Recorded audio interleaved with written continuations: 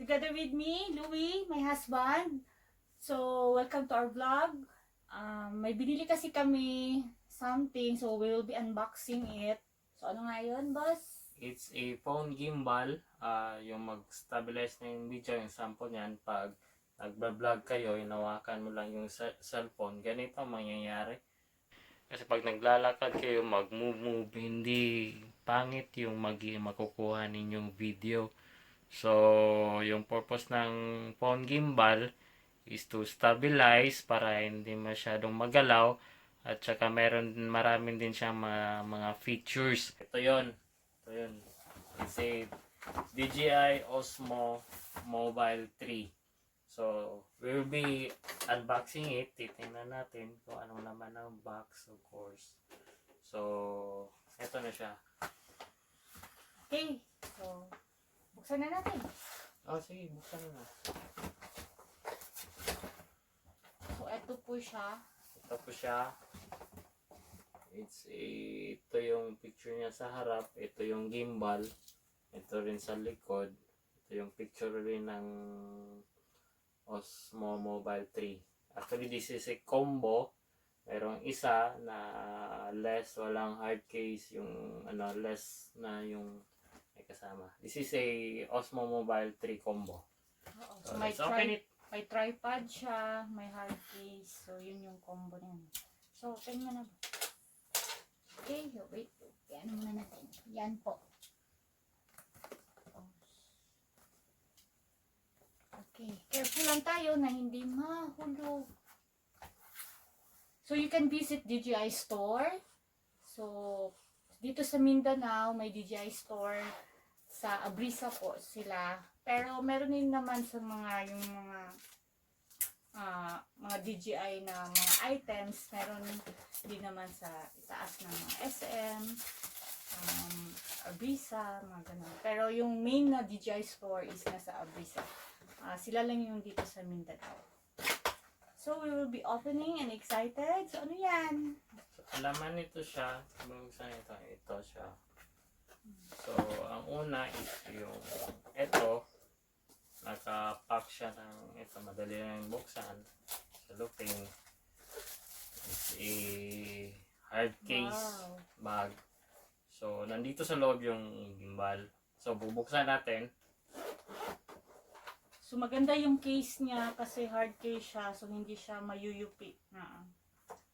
So, ayan siya. Ito yun. Ito yung gimbal. Ito yung Osmo Mobile 3. So, dito ilalagay yung yung cellphone. So, foldable. Pwede siya yung ganun. Taas. And then, ito na siya. Ito. So, ito yung gimbal mismo. Ito yung box niya. And then, titingnan din natin yung mga accessories sa loob ng box. Ito sa laman, kung anong laman nito.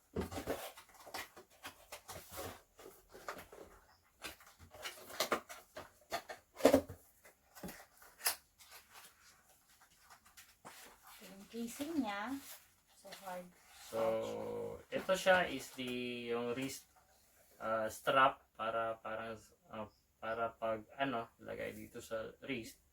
Hindi mabitawan. Pag mabitawan mo, at least safe yung gimbal. Kasi sayang naman ang mahal-mahal tapos mahulog lang.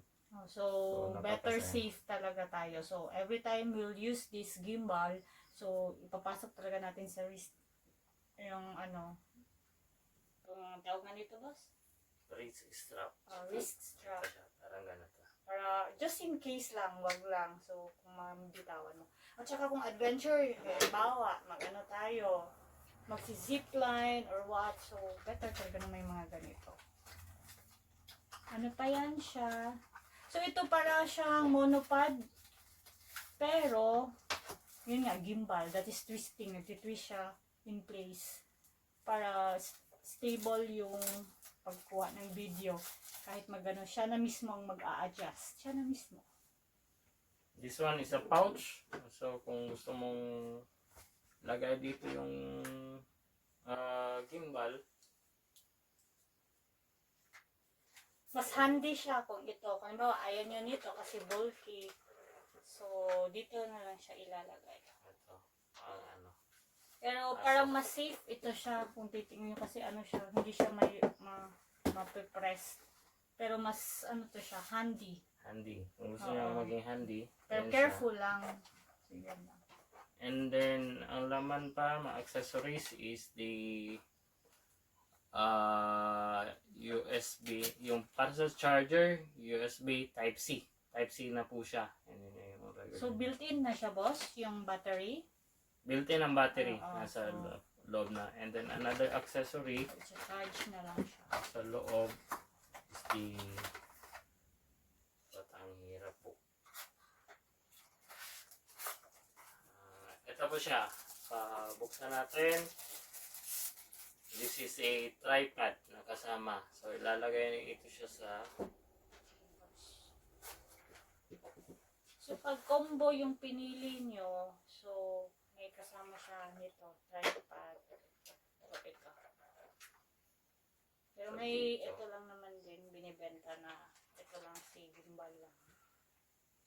Para pag ginamit nyo yung features niya na hyperlapse at saka yung time-lapse, iwan mo lang siya na mismo ang mag-picture.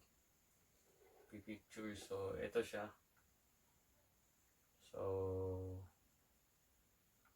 may feature siya na parang follow me. So, siya na mismo ang susunod sa'yo. O, diba? So, ito, hindi pa siya na-turn on. Bali sa next vlog namin, we will show you how to use it at saka mga pictures. So, basic na lang muna. Ito yung joystick. Yung sa video or photo, power on.